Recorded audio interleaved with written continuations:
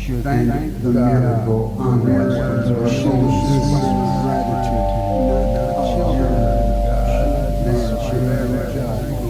Miracles should inspire gratitude, not awe. Man should thank God for what he really is. The children of God are very holy, and the miracle honors their holiness.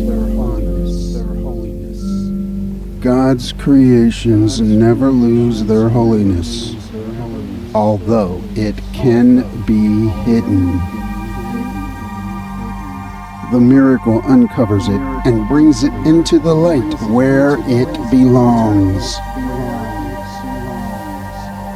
Holiness can never be really hidden in darkness, but man can deceive himself about it. This illusion makes him fearful because he knows in his heart it is an illusion, and he exerts enormous efforts to establish its reality. The miracle sets reality where it belongs. Eternal reality belongs only to the soul, and the miracle acknowledges only the truth. It thus dispels man's illusions about himself and puts him in communion with himself and God. Christ inspires all miracles, which are really intercessions. They intercede for man's holiness and make his perceptions holy. By placing him beyond the physical laws, they raise him into the sphere of celestial order. In this order, man is perfect. The soul never loses its communion with God. Only the mind needs atonement. The miracle joins in the atonement of Christ by placing the mind in the service of the Spirit. This establishes the proper function of the mind and corrects its errors. Miracles honor man because he is lovable. They dispel illusions about him and perceive the light in him. They thus atone for his errors by freeing him from his own nightmares. They release him from a prison in which he has imprisoned himself. And by freeing his mind from illusions, they restore his sanity. Man's mind can be possessed by illusions, but his spirit is eternally free. If a man perceives without love, it perceives an empty shell and is unaware of the spirit within it.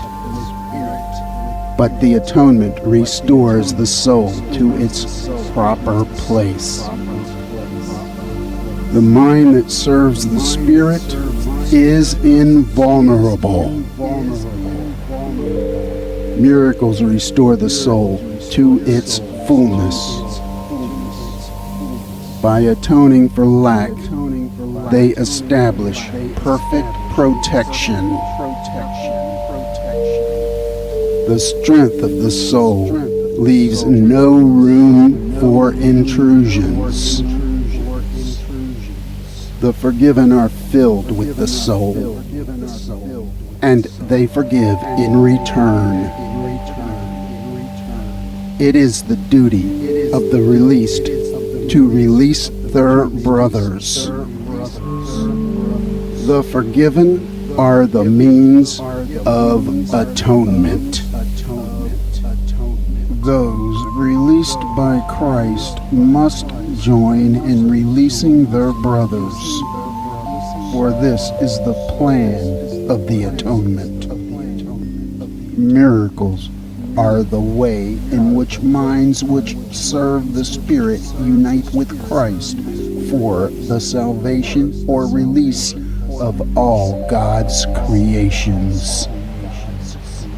Miracles are expressions of love, but it does not follow that they will be effective. Christ is the only one who can perform miracles indiscriminately because he is the atonement. You have a role in the atonement, which Christ will dictate to you. Ask him which miracles you should perform. This spares you exhaustion because you will act under direct communication. Christ-controlled miracles are part of the atonement, but Christ's guidance is personal and leads to personal salvation. The impersonal nature of miracles is an essential ingredient because this enables Christ to control their distribution. Christ's guidance leads to the highly personal experience of revelation. This is why it involves personal choice. A guide does not control, but he does direct, leaving the following up to you.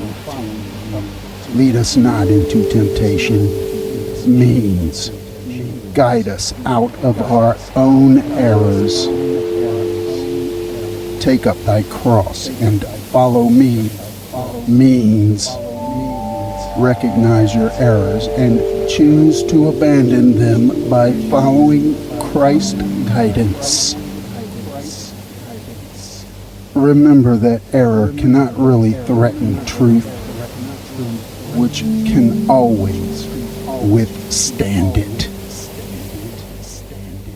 Only the error is really vulnerable.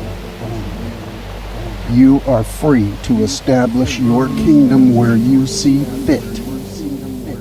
But the right choice is inevitable if you remember this. The soul is in a state of grace forever. Man's reality is only his soul. Therefore, man is in a state of grace forever.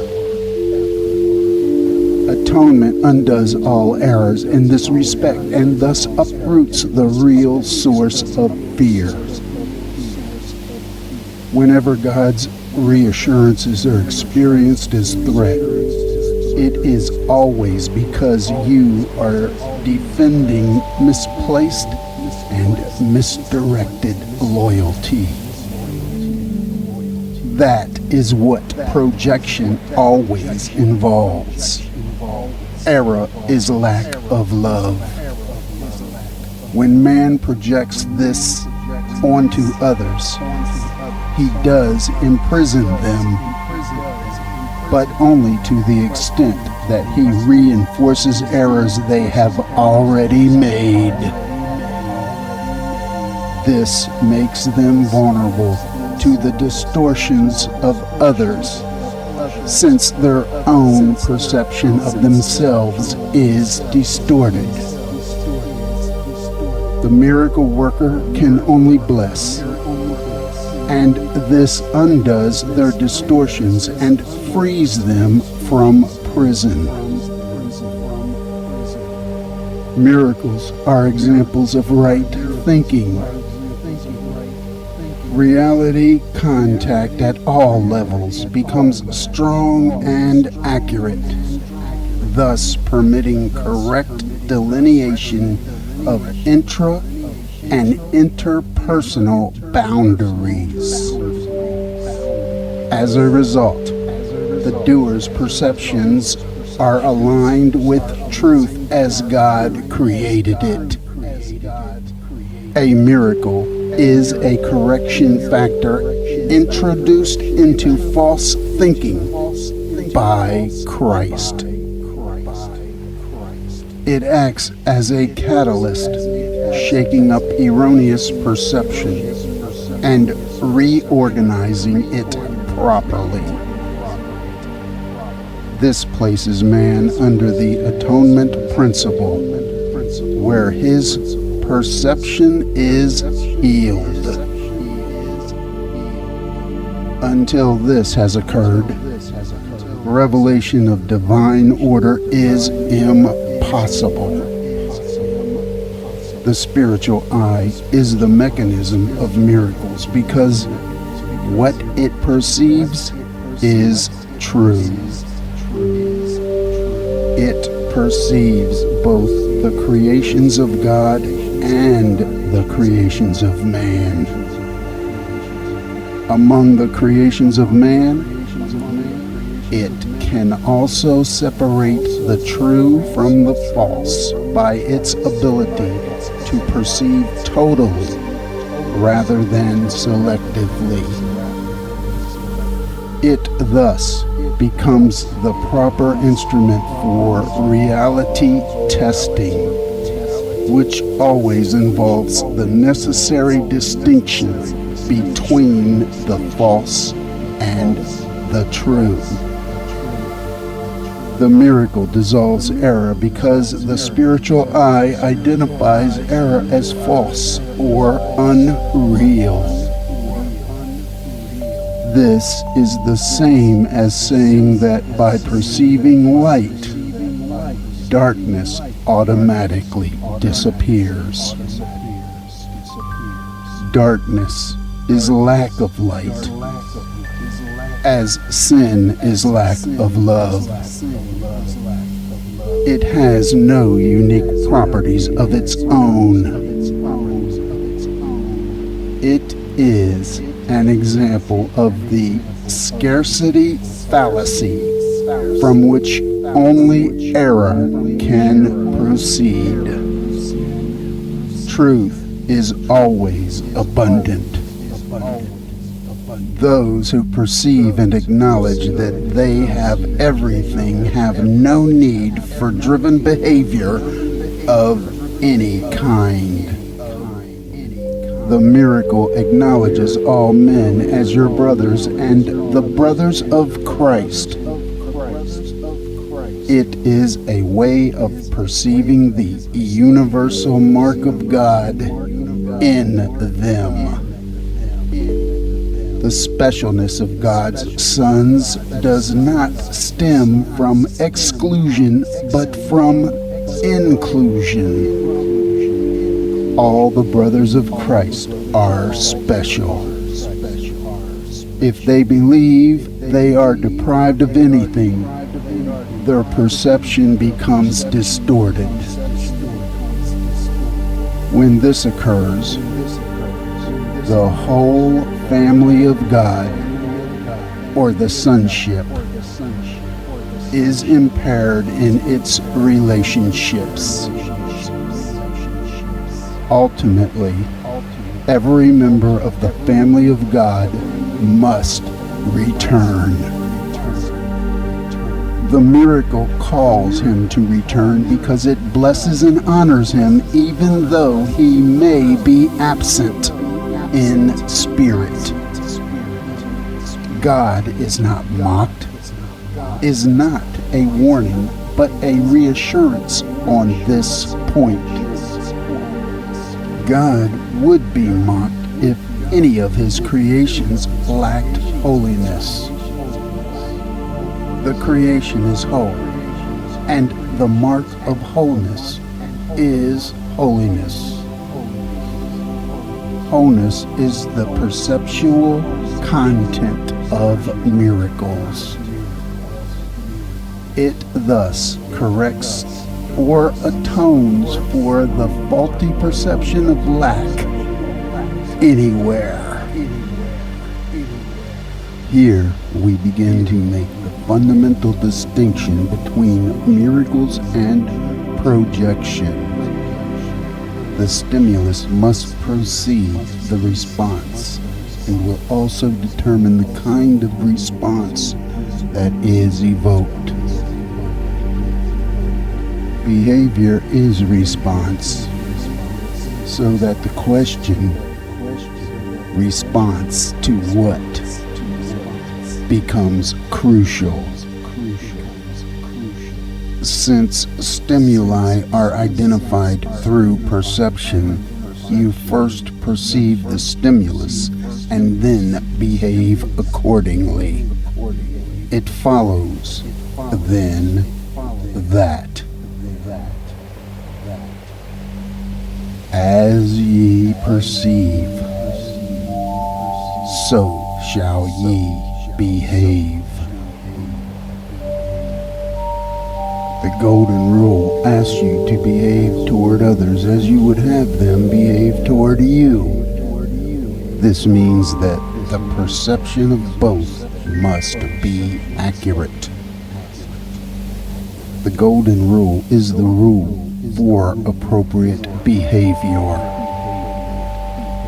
You cannot behave appropriately unless you perceive accurately, because appropriate behavior depends on lack of level confusion.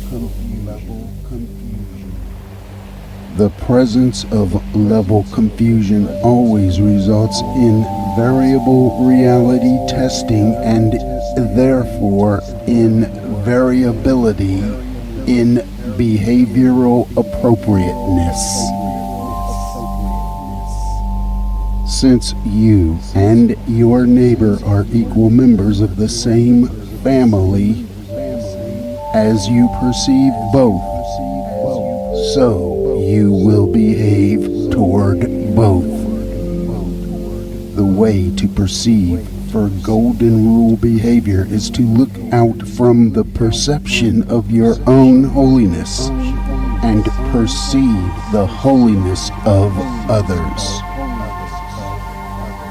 The emptiness engendered by fear should be replaced by love, because love and its absence are in the same dimension, and correction cannot be undertaken except within a dimension. Otherwise, there has been a confusion of levels. Death is a human affirmation of a belief in hate or level confusion. That is why the Bible says there is no death, and why Christ demonstrated that death does not exist. Christ came to fulfill the law by reinterpreting it. The law itself, if properly understood, offers only protection to man. It is those who have not yet changed their minds who entered the hellfire concept into it. Christ assures us that he will witness for anyone who lets him, and to whatever extent they permit him to do so. Your witnessing demonstrates your belief and thus strengthens it. Those who witness for Christ are expressing through their miracles that they have abandoned the belief in deprivation in favor of the abundance they have learned belongs to them. A major contribution of miracles is their strength in releasing man from his misplaced sense of isolation, deprivation, and lack.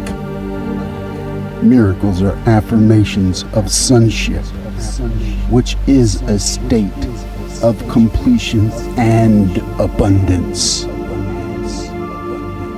Whatever is true and real is eternal and cannot change or be changed. The soul is therefore unalterable because it is already perfect. But the mind can elect the level it chooses to serve. The only limit which is put on its choice is that it cannot serve two masters. The mind, if it elects to do so, becomes a medium by which the soul creates along the line of its own creation. If it does not freely elect to do so, it retains its creative potential, but places itself under tyrannous rather than genuinely authoritative control. As a result, it imprisons, because such are the dictates of tyrants. To change your mind means to place it at the disposal of true authority. The miracle is thus a sign that the mind has chosen to be led by Christ in his service. The abundance of Christ is the natural result of choosing to follow him. All shallow roots must be uprooted because they are not deep enough to sustain you. The illusion that shallow roots can be deepened and thus made to hold is one of the distortions on which the reversal of the golden rule rests. As these false underpinnings are given up, the equilibrium is temporarily experienced as unstable.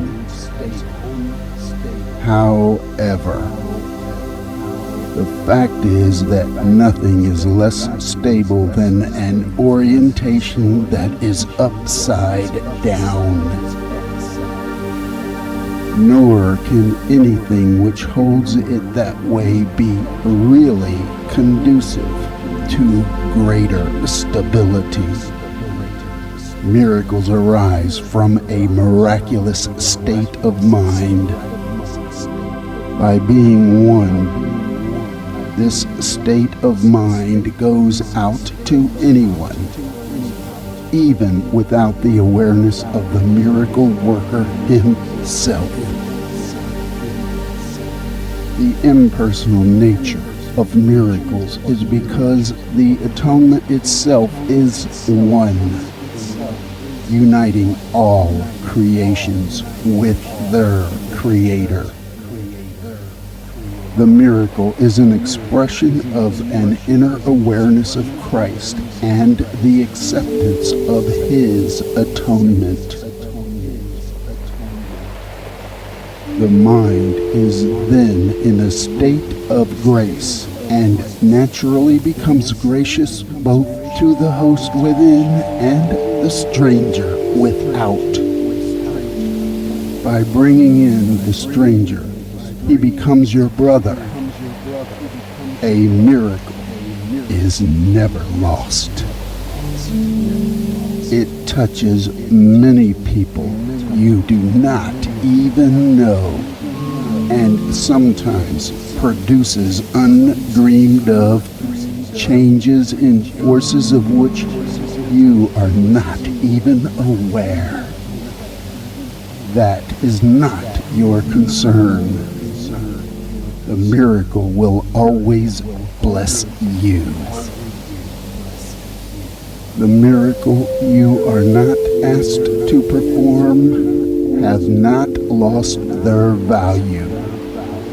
They are still expressions of your own state of grace. But the action aspect of the miracle should be Christ-controlled because of his complete awareness of the whole plan. The impersonal nature of miracle-mindedness ensures your grace, but only Christ is in a position to know where grace can be bestowed. Miracle-mindedness means miracle readiness. Readiness means that you should always keep your perceptions straight, so that you will always be ready, willing, and able. These are the essentials for listen, learn, and do. You must be ready to listen, willing to learn, and able to do. Only the last is involuntary because it is the application of miracles, which must be Christ-controlled.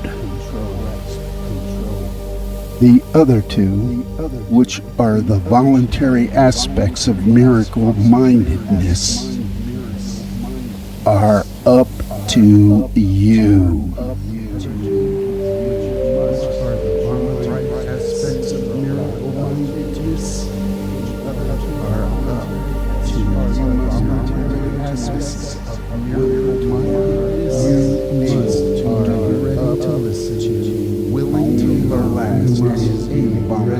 Because it is the application of miracles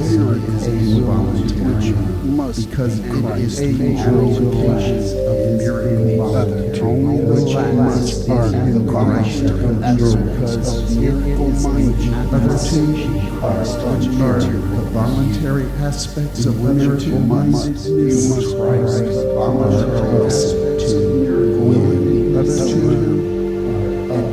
are voluntary aspects of miracle-mindedness because it are application of miracle is involuntary because it is the application of miracle.